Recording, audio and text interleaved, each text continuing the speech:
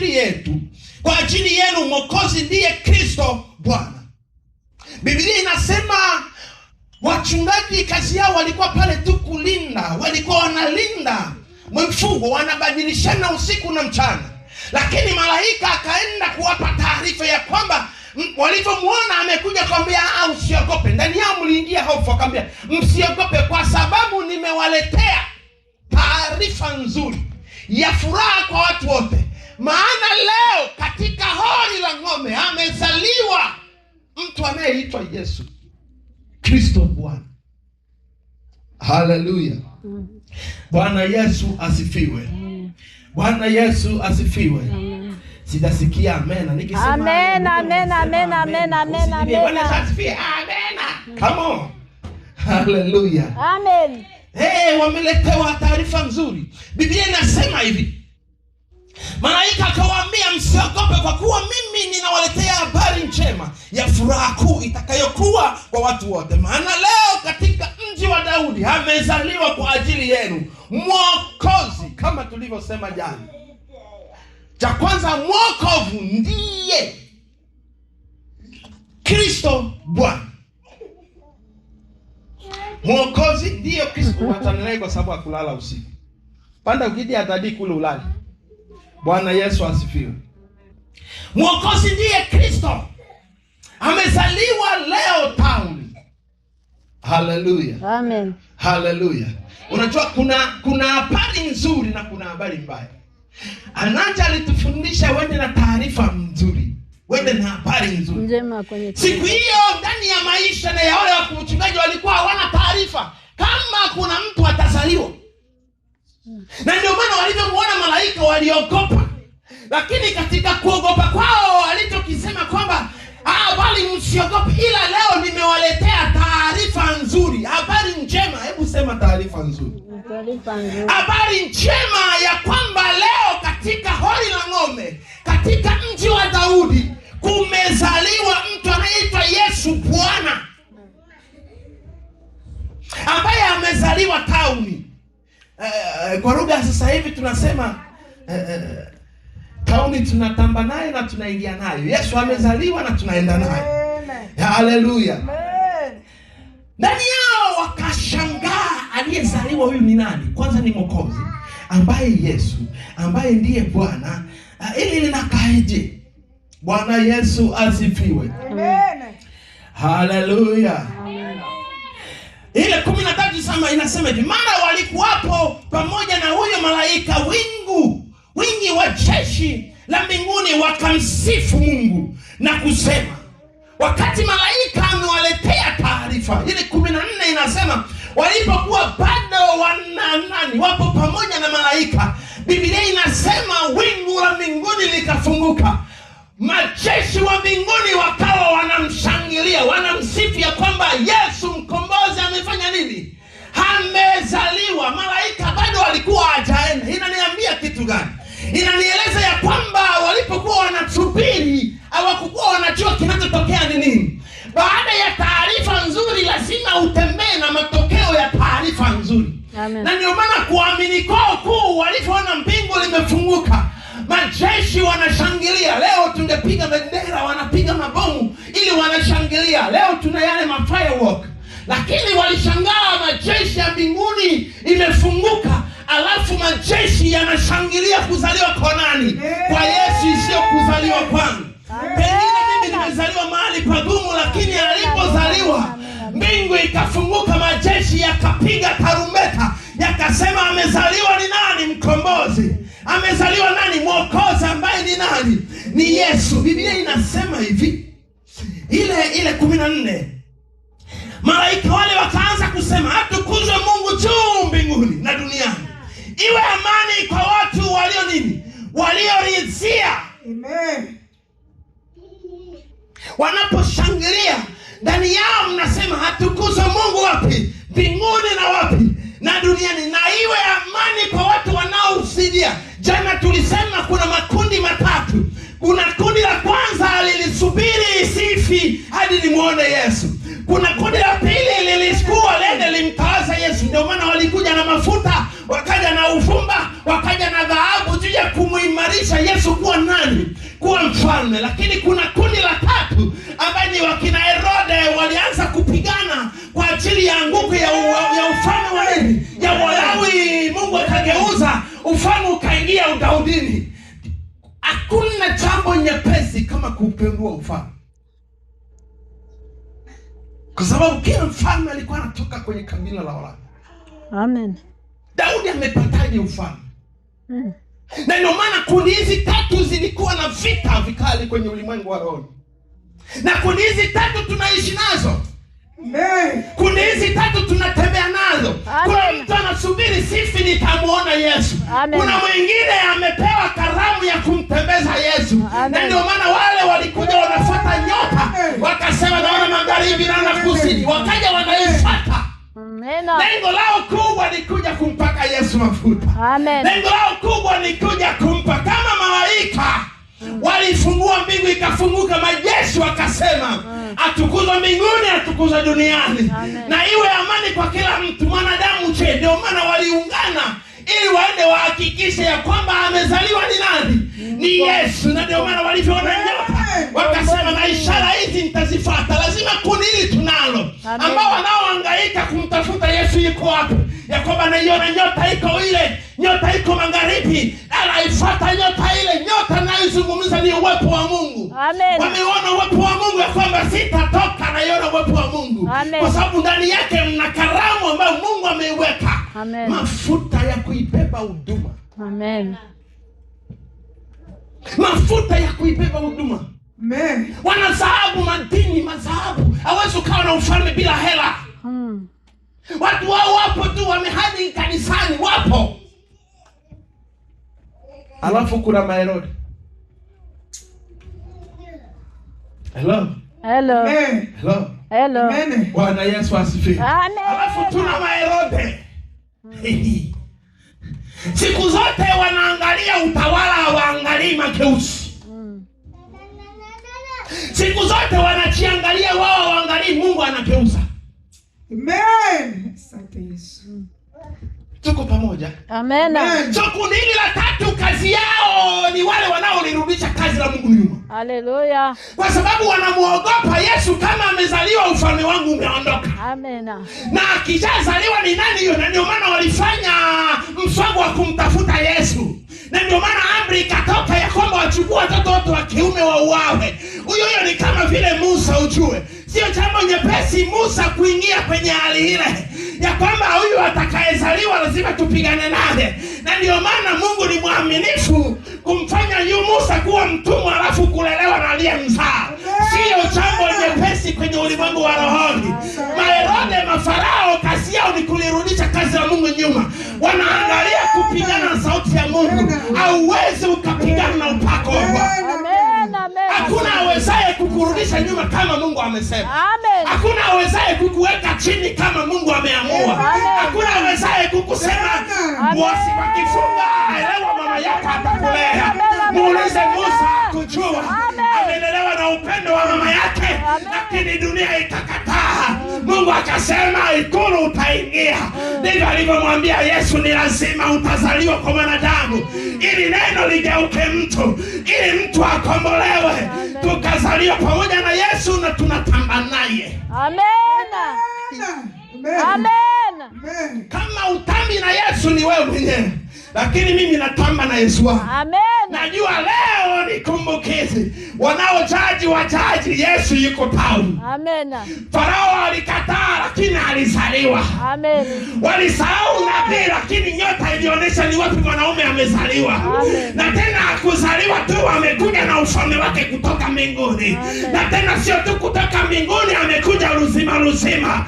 Oh, simba wa kabila ya Yuda aliposikika amezaliwa, mbegu za utukufu wa Bwana zikaingia.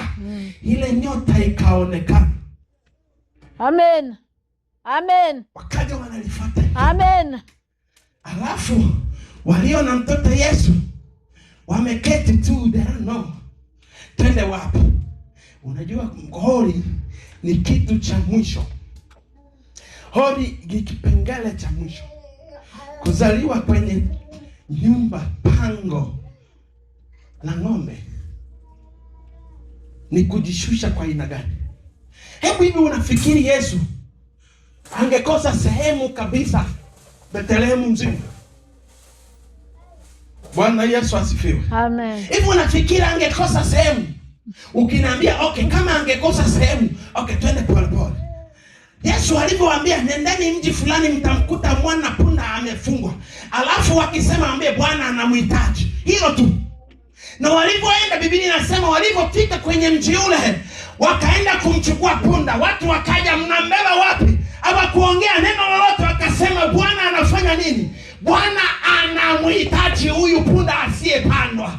Kwa nini hawakuwa na neno lingine la kukataa? Kwa sababu sauti ya Mungu akiamua nitazaliwa kwenye ghorofa la 50, lazima atazaliwa huko. Lakini kwa nini Yesu azaliwe kwenye hori? Amen. Sasa wewe unapanda kumshinda hata Yesu. Huruma. Kama Yesu amezaliwa kwenye hori, amejishusha kwa hali ya chini. Hebu angalia, alizaliwa kwenye hori lakini amezikwa na matajiri. Huruma. Aliyemuomba mwili wa Yesu rafiki alikuwa ni maskini. Kwa nini amezaliwa kwenye uchafu alafu akazikwa na watu wenye hela? Okay, Biblia inasemaje katika Yohana ule? Anasema Bwana aliupenda ulimwengu akamtoa mtoto wake wa kiume ili mimi na wewe tufanye nini? Ule upendo uliofanyika, na ndio maana ulikuwa ni upendo wa kutufunza, ulikuwa ni upendo wa kutuonesha, ulikuwa ni upendo wa kutuelekeza. Bwana Yesu asifiwe. Amen. Haleluya. Amen. Mungu awabariki sana kwa kuja kanisani. Mungu awabariki sana sana sana sana sana. Biblia inasema hivi. Nasoma ile 13. Mara walikuwapo pamoja na huyu malaika wingi wa jeshi la mbinguni, wakamsifu Mungu na kusema, atukuzwe Mungu juu mbinguni, na duniani na iwe amani kwa watu waliowaadhiria. Ikawa malaika hao walipoondoka kwenda zao mbinguni, wale wachungaji waliambiana, haya na twende mpaka Bethlehemu tukalione hilo lililofanyika huko alilolijulisha Bwana. Baada ya taarifa, Biblia inasema hivi, malaika kuondoka, wale wachungaji wakaambizana, twende Bethlehemu tukalione hilo lililofanyika aliloliagiza nani? Bwana, sio mtu pale. Biblia inasema hivi, wakaenda kwa haraka wakamkuta Mariamu na Yusufu na yule mtoto mchanga amelala horini. Walipomwona wakatoa habari walioambiwa juu ya huyo mtoto. Wote waliosikia wakastajabu kwa haya walioyaambiwa na mchungaji. Lakini Mariamu akayaweka maneno hayo yote akiyafikiri moyoni mwake. Wale wachungaji wakarudi huko wanamtukuza nani? Mungu, na kumsifu kwa mambo yote waliosikia kuyaona, kama walioambiwa. Haleluya. Amen. Haleluya. Amen. Kwa nini waliposikia walienda mbio? Mzazi anapojifungua, wote tunaelekea wapi? Kila mtu anakimbilia nende nimuone kule. Na kila mtu anakistaenda mikono mitupu.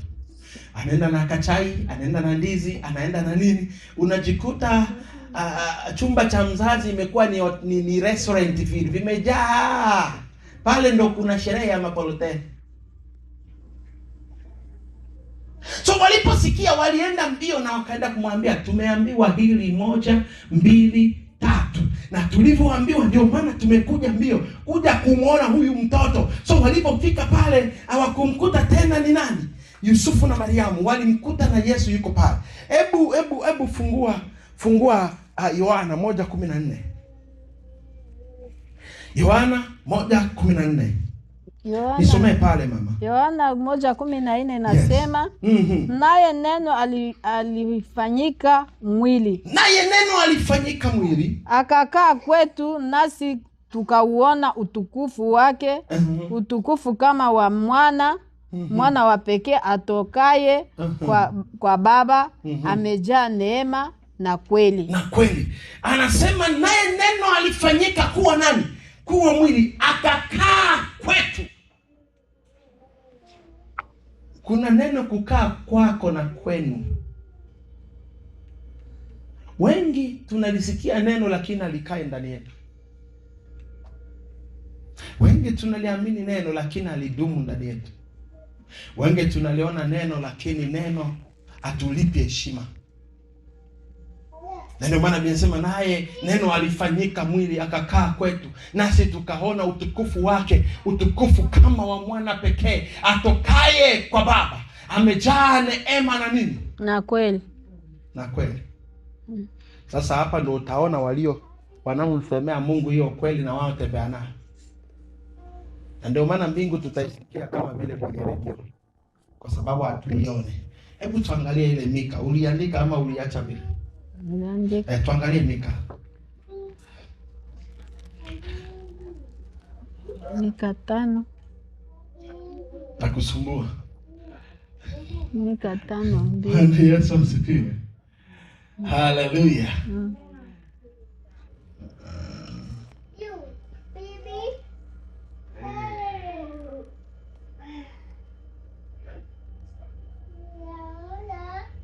Haleluya. Amen. Hebu mama Sara wewe angalia kule Mika 2, usimrudishe.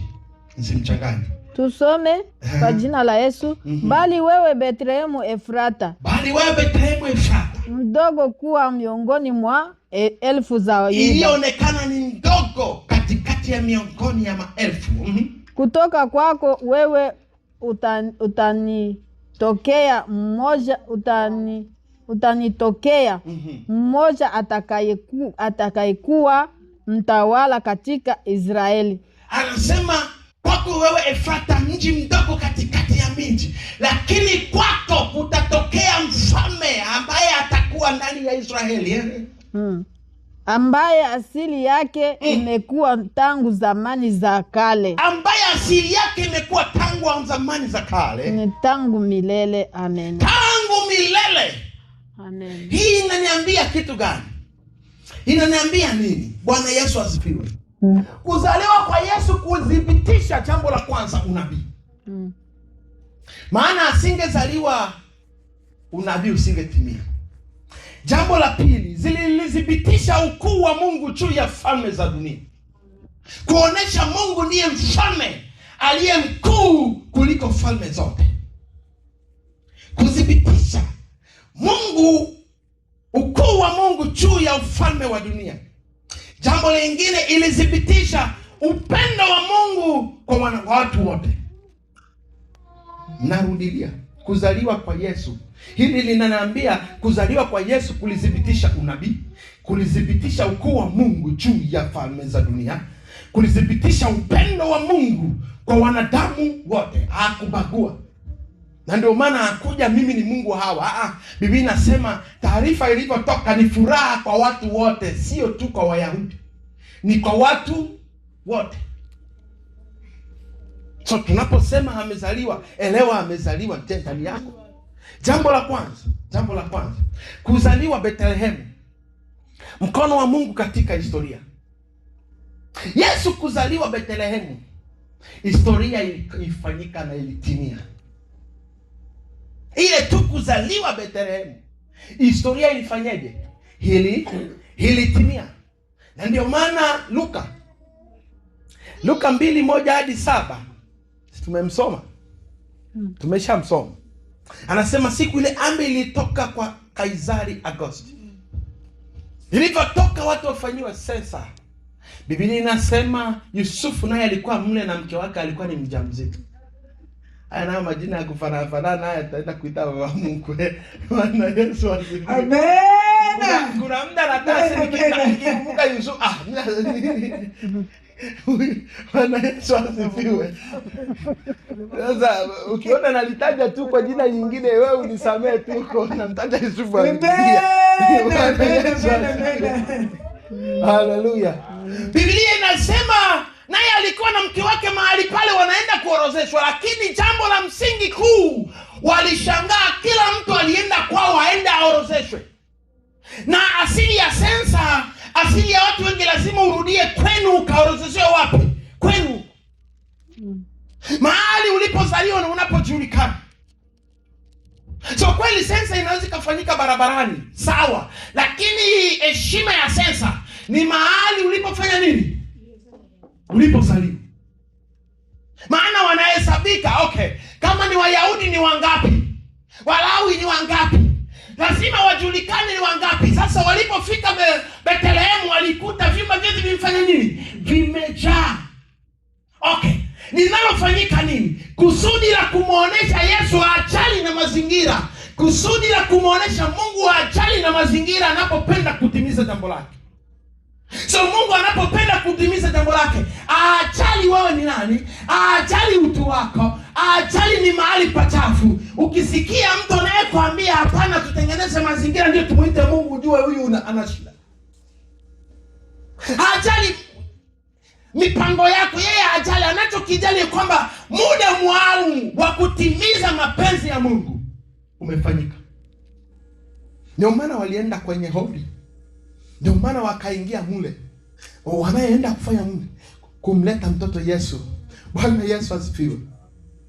Na ndio maana Kaisari Augusti alitoa amri, lakini nyuma ya amri ya mwanadamu, nielewe vizuri, alitoa amri, lakini nyuma ya amri ya mwanadamu kulikuwa na mapenzi ya Mungu yamejificha. Nyuma amri ya Kaisari Augusti kulikuwa na mapenzi ya Mungu yamejificha. Hawakujua kama Yesu amezaliwa. Hawakujua kwenye ile amri kujiorozesha kama kuna mtoto ataorozeshwa siku hii. Hawakujua. Hawakujua kama Yesu ataorozeshwa. Hawakujua. Na ndio maana jambo la pili, Yesu alizaliwa Bethlehemu kama ilivyotabiriwa, ili unabii ufanye nini? Utimie. So fundisho letu la siku ya leo, fundisho ya siku ya leo, hata maamuzi ya watawala hutumiwa na Mungu kulitimiza mapenzi yake. Amen. Maamuzi ya watawala hutumiwa na Mungu, hutumiwa na Mungu kutimiza kusudi lake. Are you together? Yes. Hata maamuzi ya watawala, unaweza ukachukua maamuzi fulani, haujui nyuma ya maamuzi yupo Mungu amejificha. Na ndio maana ni vitu ambavyo viko very simple. Unafikiri huyu Kaisari Augusti angekubali, angesikia kwamba kuna mtoto ametazaliwa siku hiyo, unafikiri mda mwingine angekubali sensa? Angesema watafute wote wenye ujauzito kwa sababu kuna mtu leo ataingia hapa, na wangefunga geti zote. Lakini kwa nini geti lilifunguliwa? Ili kila mtu aingie, ili kila mtu apashe kwenda kujiorozesha. Ni kwa sababu nyuma ya hayo yote yupo Mungu amejificha ndani. Amen. Na ndio maana kuna maamuzi unayachukua muda mwingine uyaelewi, lakini matokeo ya maamuzi yako unamuona Mungu. Lakini wengi tunapenda pale tunapoona matokeo ya Mungu, wakati tunajifurahisha wenyewe. Okay, unaweza ukachukua maamuzi magumu na yakakupa sura ya kutokuyaelewa yale maamuzi. Elewa ya kwamba sio kila maamuzi unayochukua ni yanaambatana na wewe. Kuna maamuzi ambayo Mungu anajificha ndani juu ya yale maamuzi. Lakini sisi tunapenda maamuzi yanayowafurahisha watu wengine. Hatuishi kwenye mifumo ya kuwafurahisha wengine. Ishi kwenye mfumo wa kumfurahisha Mungu, kwa sababu anayejua kiini cha maamuzi na mapito unayopitia ni Mungu, si mwanadamu. So pale Yesu anapozaliwa ndani yako, elewa hazaliwi tu, anakuja na ukuu wake, anakuja na ufalme wake, anakuja na ukombozi wake, anakuja na ulinzi wake. So unapoelewa nimezaliwa ndani ya Yesu, amezaliwa ndani yangu, elewa mojawapo mmezaliwa ufalme, elewa mojawapo wewe ni taifa teule, umeteuliwa kati ya wale maelfu walioteuliwa. Lakini maamuzi yako muda mwingine yanatumiwa ili kuyatimiza nini? Mapenzi ya Mungu. Ukiniuliza inakuwaje? Okay, tumwangalie Farao. Biblia inasema Bwana akaufanya moyo wake kuwa mgumu. Kwa nini alimfanya moyo wake kuwa mgumu? Ni kwa sababu atimize kusudi lake, yaliyoandikwa yatimie, na Mungu aonekane ni Mungu. So si jambo nyepesi maamuzi kama hayo inapofika wakati wa kuyachukua. Na ndio maana kuna baadhi ya maamuzi yanakuchukua muda wa wewe kuyaamua.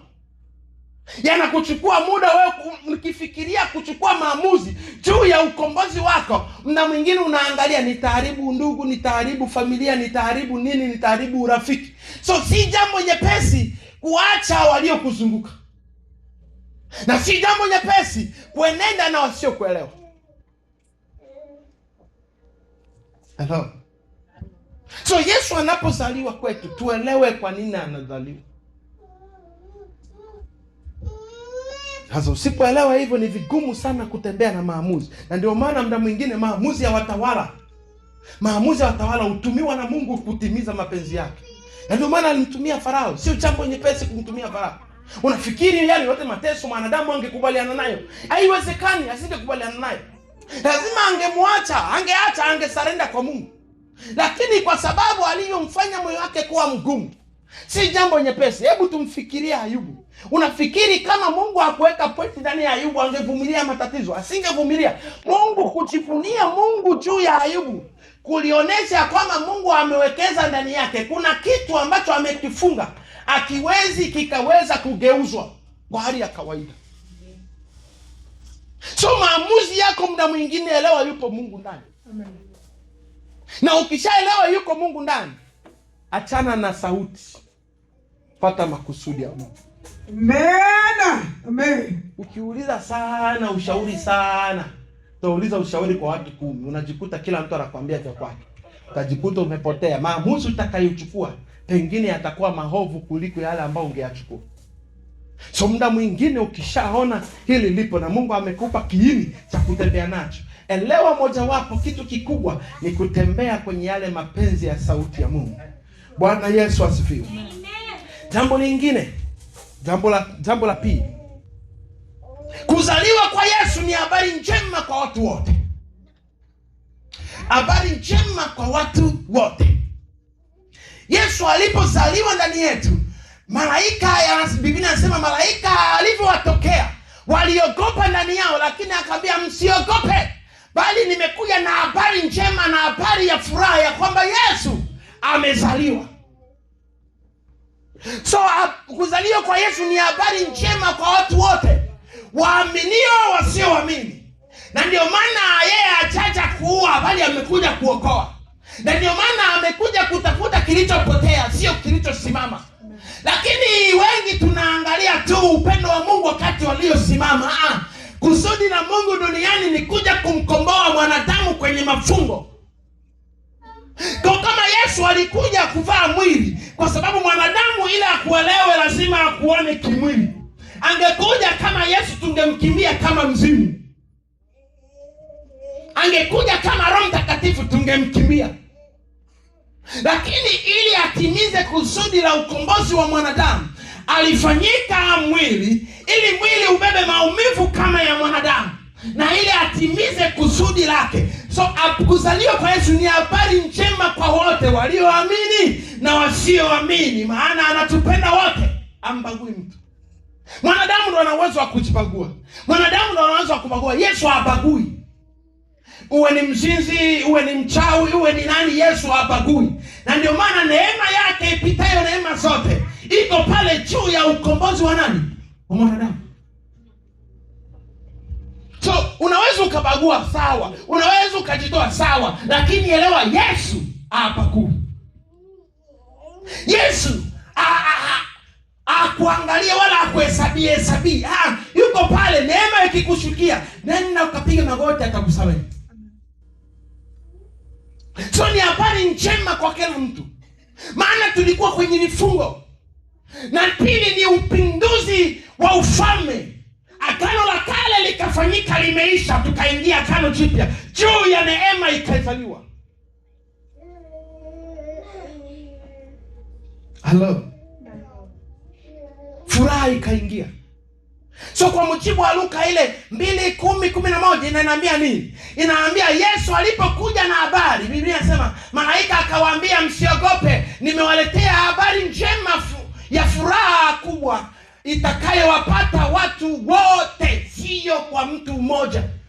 Biblia inasema hivi, kwa maana leo hii katika nchi wa Daudi amezaliwa Mwokozi kwa ajili ya nini? Yenu, ndiye Kristo Bwana. Hii inanieleza kitu gani? Kuzaliwa kwa Yesu, injili si kwa Yahudi tu. So Yesu alipozaliwa, injili haikukuja si tu kwa Wayahudi, kwa watu wote. Jambo la pili ni kwa watu wote. Jambo la tatu, Yesu ni Mwokozi. Kuzaliwa kwake kulimanifesti Yesu kama Mwokozi, Yesu Kristo na Bwana. So kulimuonesha hivyo. Lakini ujumbe wangu juu ya kanisa leo,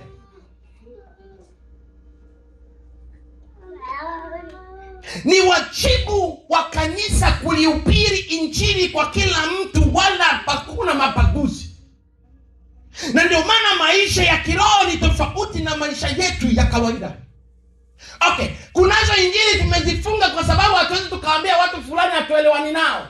Kwa Yesu hakuna injili ya hivyo. Injili ni habari njema. Unapompelekea mwenzako habari njema, usimwangalie ni mzungu, ni mweupe, ni mweusi. Mpelekee habari njema iendayo na nini? Na jinsi ya mapenzi ya Mungu. So kama kanisa lingechukua hili la Yesu kama kuzaliwa kwa wote na habari njema kwa wote, naamini injili ingetembea pasipokuwa mchezo. Kanisa lenyewe limevimba. Jambo la tatu, twende mbili. Yesu mwana wa Mungu na mwana wa binadamu. Ndani ya Yesu mlikuwa vitu viwili. Ndio maana alizaliwa kimwili, lakini akaja kiroho. Waliomlea walikuwa kimwili, lakini yeye alikuja kiroho. Haleluya. Na ndio maana ndani ya hii tuangalie Wagalatia au Luka, tuangalie Luka 1:32. Luka 1:32. Biblia inasema hivi, huyu atakuwa mkuu aitwaye mwana aliye juu, na mwana wa Mungu atapata kiti cha enzi cha Daudi baada yake. So alipozaliwa kama mwana na kama Mungu, ndani yake mnafanyika atakuwa mkuu aitwaye mwana aliye juu. Kwa kitu yani ni mwana aliye juu, aliyekuwa na neno la mwisho. Lakini Biblia inasema na Bwana Mungu atampa kiti cha enzi cha Daudi baba yake. So kinachofanyika ni nini? Alipofanya kupindua utawala wa Ulawi, Daudi akaingia kiti alichoahidiwa. Yesu akapanda juu kama mkombozi, mfalme wa wafalme. Amen. Akawekwa kama mfalme wa wafalme. Ndio maana wale wa majusi walivyofuata nyota, cha kwanza walichokibeba, walibeba mafuta, walibeba yale mafuta. Kwa nini walimpaka Yesu? Hawezi ukapewa ufalme bila kuwekwa nini? Yesu alizaliwa na huo ufalme, akaja nao town, akaingia nao town. Kwanza alizaliwa nao. Hakuna mfalme anaozaliwa na ufalme. Unaweza ukazaliwa kwenye nyumba ya ufalme, lakini sio kuzaliwa nani? Mfalme. Uandaliwe kuwa mfalme, lakini sio kuja na assignment ya ufalme. Utawazwe kuwa ufalme na ndipo wewe. Na wengine wanambia hawezi ukawa mfalme haujaoa. Anatafutiwa mwanamke anakuwa naye kama vile mfalme. Inafika mahali anapewa, lakini Yesu ufalme wake sio hivyo. Ufalme wake alitoka nao mbinguni, akashuka nao duniani, akaja kufanya mapinduzi juu ya falme zilizokuwa hapa, na ili neno litimie, Mungu akampa kiti cha baba yake, akasimama kama mfalme duniani. Lakini kwa sababu pointi yetu kwamba amezaliwa, amekuja, ni mfalme mbinguni na duniani, na ndio maana Biblia inasema huyu atakuwa mkuu aitwaye mwana wa aliye juu. Kwa nini wa aliye juu? Kwa sababu amekuja na ufalme wa aliye juu. Aweza akaja na ule ufalme na kuja kwa mfalme, lazima tena afanyike mwili kama alivyozaliwa mwili, ili achukue kiti cha Daudi, na ili unabii wa Bwana ufanye nini? Utimie. Na ndio maana ile Wagalatia, tutoa Galatia, ile Wagalatia, na ndio maana ile Wagalatia 4:4 inasema hivi: hata ulipowadia utimilifu wakati wa Mungu alimtuma mwanawe, ambaye amezaliwa na mwanamke, amezaliwa chini ya nini? Ya sheria. So ilipofika wakati, Mungu akatimiza yale makusudi yake, ambaye mwanaye, utimilifu wakati Mungu alimtuma mwanaye ambaye azaliwe, na amezaliwa hapa chini ya nini? Na mwanamke, chini ya sheria. Kwa nini chini ya sheria? Kwa sababu duniani hawezi ukaisha bila sheria. So hili linanifunza nini? Jambo la kwanza, mwana wa Mungu alitumwa na Baba, hakuja mwenyewe, alitumwa na Baba. Jambo la pili, mwana wa binadamu alishiriki maumivu yetu, na ndio maana Yesu alikufa msalaba. Jambo la tatu, alitii mpaka mauti ya msalaba, na ndio maana hawezi uzaliwe duniani ukose kufa. Kifo lazima ufe, maana tulijitakia wenyewe. Ni lazima Yesu afe pamoja nasi. Alitii mpaka mauti ya nini? Ya msalaba yalipoingia. Bwana Yesu asifiwe. Bwana Yesu asifiwe. So Yesu hakuwa Mungu sawa na Baba, bali mwana aliyemtii Baba kikamilifu. So alikuja hapa kama mwana aliyemtii Baba. Kwa nini? Kwa kikamilifu. Na ndio maana Yohana ile 17:3, Yohana 17:3 inasema hivi. Yohana 17:3 inasema, uzima na ule uzima wa milele ni kumjua wewe Mungu wa pekee wa kweli, na Yesu Kristo aliye mtume. Sema, kwa ule uzima wa milele ni kumjua wewe Mungu wa pekee wa kweli, na Yesu Kristo uliyefanya nini? Uliye mtuma. Haleluya. So isingewezekana kujua ule uzima wa milele pasipo kumjua Yesu aliyetumwa juu ya ukombozi wa mwanadamu. Isingewezekana, mtu wa Mungu. So jambo la 4, nimeshakuwa haraka. Jambo la 4, Yesu alifanyika neno lililofanywa mtu. Yesu alifanyika neno lililofanywa nani? Lililofanywa mtu. Bwana Yesu asifiwe. Ile Yohana 1:14, tuangalie Yohana 1:14. Naye neno alifanyika mwili akakaa kwetu, nasi tukauona utukufu wake, utukufu kama wa mwana pekee atokaye kwa Baba, amejaa neema na nini?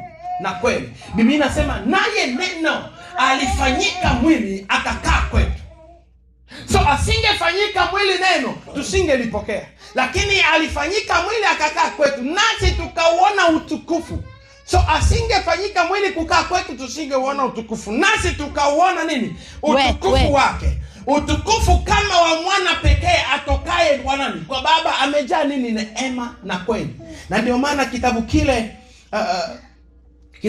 cha Kumbukumbu la Torati, Kumbukumbu ile 18:18, Kumbukumbu la Torati 18:18 nasema, mimi niliwanunulia nabii miongoni mwa ndugu zao mfano wako wewe, nami nitatia maneno yangu kinywani mwake, naye atawaambia yote nitakayo nini?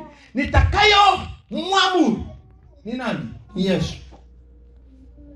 Sema, mimi Mungu nitawainulia nabii miongoni mwa ndugu zao mfano wako wewe, nami nitatia maneno yangu kinywani mwake, naye atawaambia yote nitakayo mwamuru. Yesu alipokuwa duniani, maisha yake ni mfano kwetu.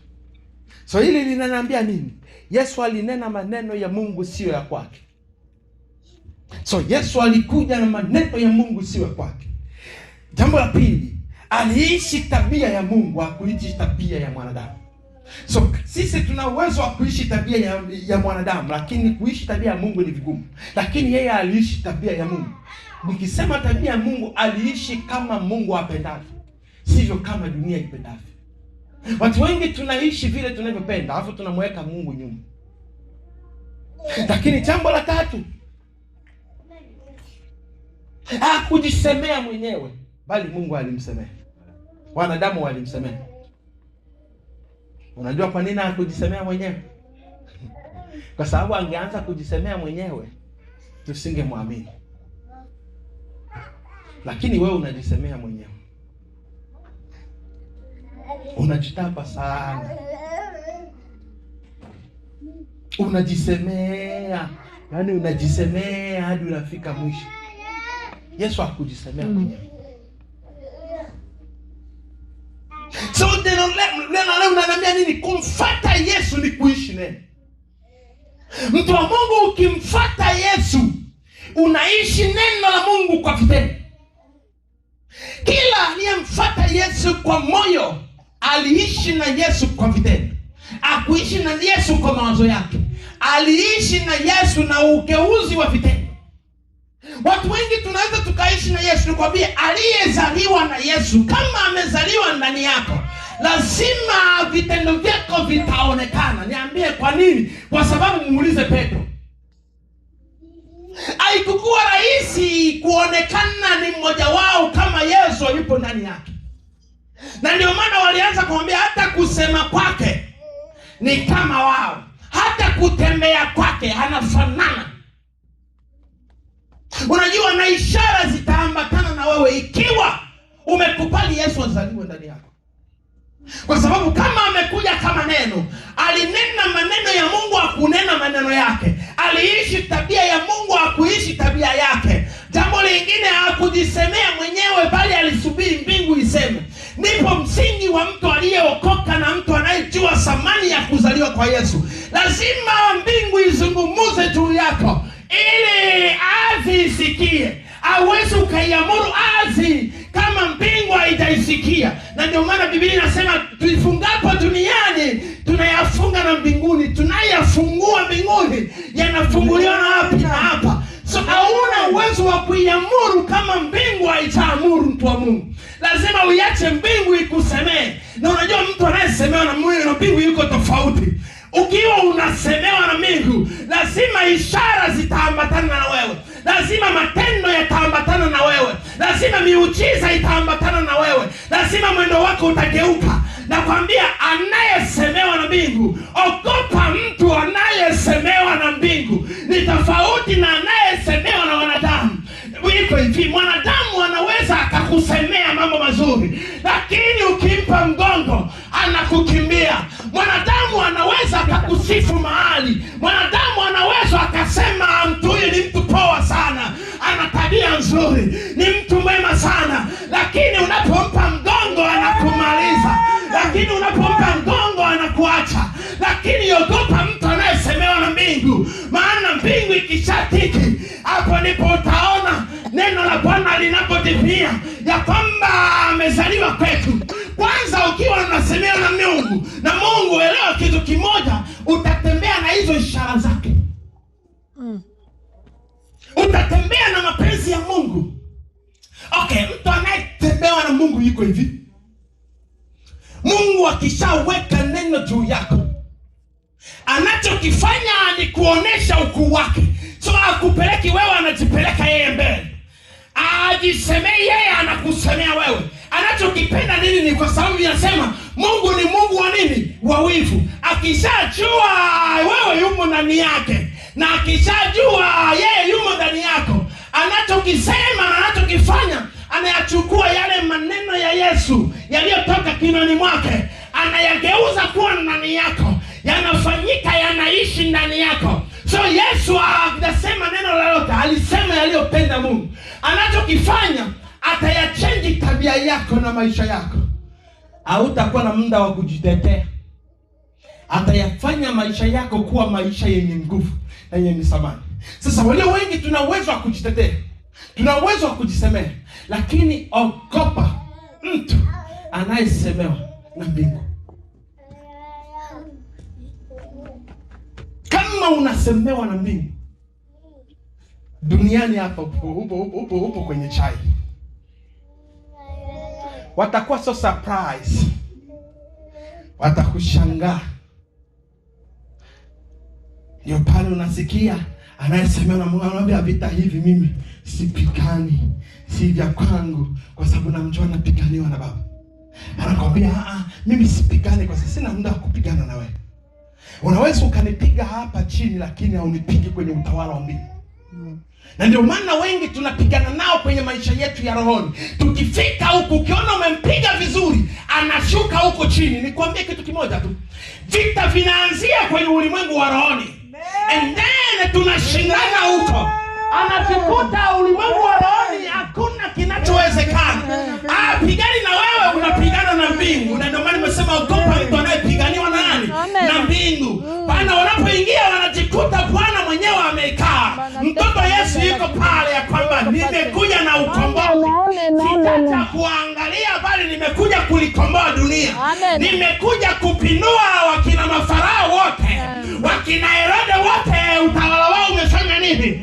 Umeisha. Hamna tena sheria ya Musa hapa. Hapa imeingia sheria ya neema na rehema imeingia. Amen.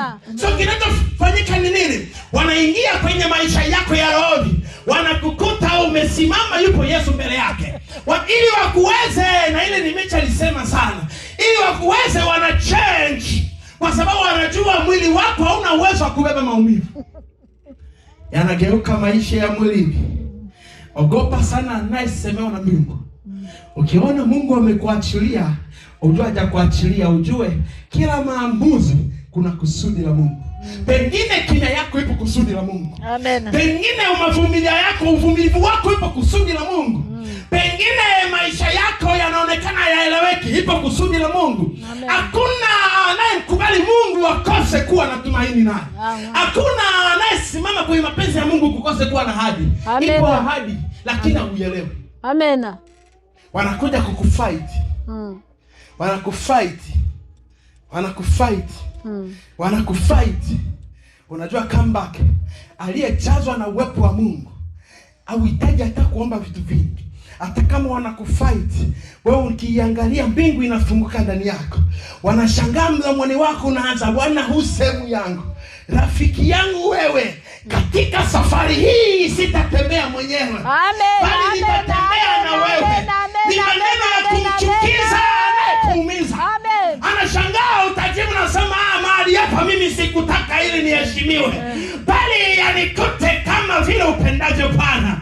Lakini watajiuliza, nasema, niongoze safarini, maana ipo miba imeketi. Kama Yesu amezaliwa, aniongoze safarini.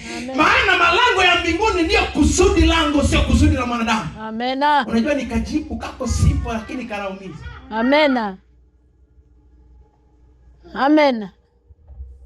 Anajoka mtakatifu. Ndio. Msalaba wake Yesu. Mbona anajiweka sana? Anajiweka sana mbaya. Tutamuonesha furaha na isha.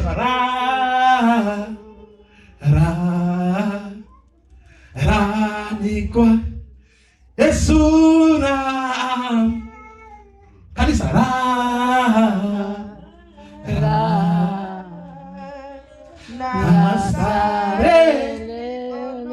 ni mama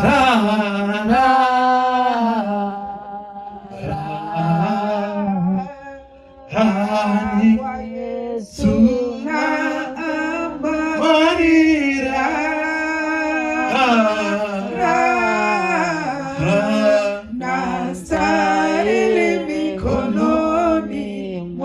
alafu iangalie maumivu yako.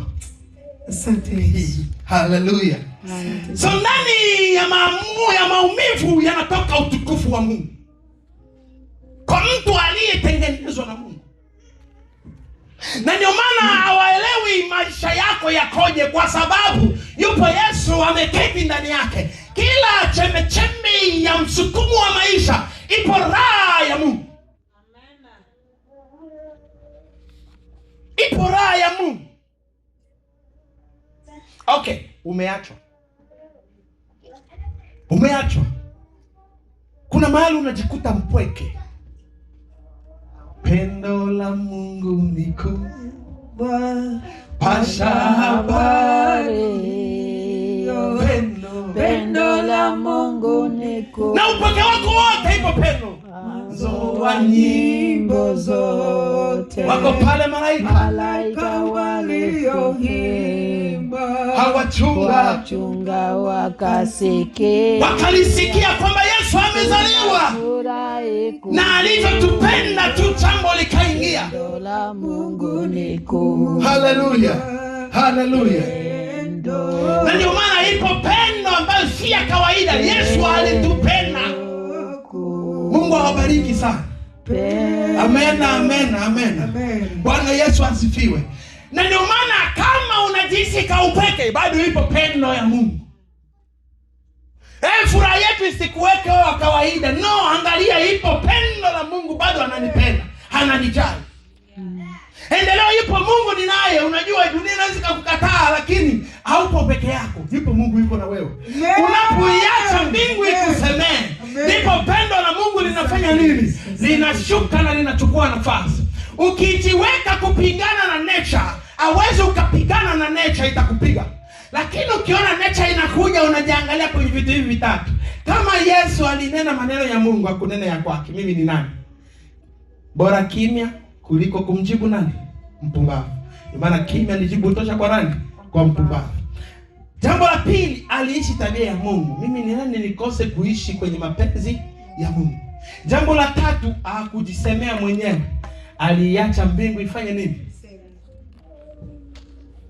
So kumfuata Yesu ni kuishi neno lake. Tatu, tuende jambo lingine. Mtanisamea tumalize hapa. Haleluya. Hitimisho langu la siku ya leo. Yesu alizaliwa ili kuokoa mwanadamu. Yesu alizaliwa ili kuokoa mwanadamu. Jambo la pili, aliishi ili kuonyesha Baba. Aliishi ili kumuonesha Mungu ni mkuu. Jambo lingine, alikufa na kufufuka ili kutupa uzima wa nini? Wa milele. So Yesu alikuja na hivi vitu vyote kama neno.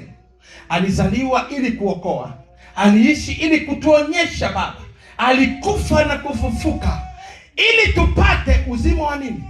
Wa milele. Asingekufa, kuishi na kufufuka, tusingepata huo uzima. So wito wangu wa siku ya leo, wakati na kufundisha habari ya kuzaliwa kwa Yesu, wito wangu umebeba wokovu na mabadiliko mapya. Ukipenda kuishi ndani ya Kristo, lazima uende na wokovu na upya. Upya namaanisha mabadiliko. Kama Yesu alitii mpaka mwisho, nasi tuitii wito wa nani? Wa Mungu leo. Kama Yesu alitii mpaka mwisho, nasi ni nani tukose kufanya nini? Kutii. Bwana Yesu asifiwe. So kuzaliwa kwa Yesu ni udhibitisho wa upendo wa Mungu. Yesu ni mwokozi wa kweli. Na kumpokea Yesu ni kupokea nini? Uzima wa milele. Bwana Yesu asifiwe. Haleluya. Amen. So narudia kule, Biblia inasema hivi. Wakati Mariamu alipojifungua mtoto Yesu, ndani yake iliingia furaha. Jana tuliongea wakati alipopewa unabii, ndani yake mkaingia ujauzito. Alienda kwa nani? Kwa Elizabeti. Lililofanyika ndani ya Elizabeti, lililokuwa ndani likatambua kama Mariamu amebeba aliye nani? Aliye mtakatifu. Biblia inasema tumbo na tumbo vikazungumuza, mtoto kwa mtoto wakafanya nini? Wakaongea juu ya kuzaliwa kwa nani? Kwa Yesu. So ninachopenda kukusema siku ya leo ni nini? Kama kutangaza kama kushuhudia ya kwamba Yesu yupo town. Hebu yesema Yesu yupo town. Yesu yupo town na tunatamba. Amen. Tunatamba naye. Amen, amen, amen, amen. Maana kuingia tu town, alikuja town na ukombozi. Alikuja town na kutupeleka. Alikuja town na kutuinua. So Yesu yupo town na tunatamba naye na tunaenda naye. Wasiosherekea vinavaangalia. Mimi namjua sisherekei Christmas. Ninachojua nasherekea ni kumbusho wa kuzaliwa kwa nani? Kwa Yesu aliye hai. Hakuna Pasaka, hakuna Pentekoste kama asipozaliwa. Alizaliwa. Na katika kuzaliwa kwake vinakuangalia na maamuzi yako. Ninachopenda kusema kwamba Yesu akizaliwa ndani yako, maisha yako yatabaki kama yalivyokuwa. Ukimwacha Yesu azaliwe ndani ya maisha yako, elewa moja kwa moja kuna upendo wa Mungu utaingia ndani. Na ndio maana si jambo nyepesi kumbeba mtoto Yesu. Na ndio maana si jambo nyepesi kutembea na mtoto Yesu. Na ndio maana si jambo nyepesi kudhibitisha upendo wa Yesu ndani yetu. Lazima azaliwe ndani ili tumuone Yesu anapotembea. Nafikiri asingezaliwa Yusufu aliambiwa asamsubiri Yesu ndio akafe, unafikiri ingekwaje? Asingezaliwa. Ule bwana amesubiri miaka yote anamsubiri Yesu. Angemuuliza Mungu, ahadi zako zikoje? Mbona umenidanganya? Hello. Je, unaamua azaliwe ndani yako? Yes. Kwa sababu akizaliwa anazaliwa general. Akizaliwa anazaliwa in general. Anazaliwa ndani yako. Anazaliwa ndani ya biashara yako. Anazaliwa ndani ya nyumba yako. Mwache azaliwe ndani ya ndoa yako. Mwache azaliwe ndani ya familia yako. Mwache Yesu azaliwe ndani ya kazi yako. Mwache Yesu azaliwe ndani ya mali yako. Yesu akizaliwa ndani ya mali yako, elewa mtu wa Mungu, you done. Hakuna awezaye kukuzuia kama Yesu amezaliwa ndani yako. Mwache Yesu azaliwe ndani ya maisha yako ili ufike stage ya watu kusema kwamba yes, alikuwa na Mungu. Maumivu yasikuumize. Hebu simama tumombe Mungu. Simama tumombe Mungu. Simama tumombe Mungu.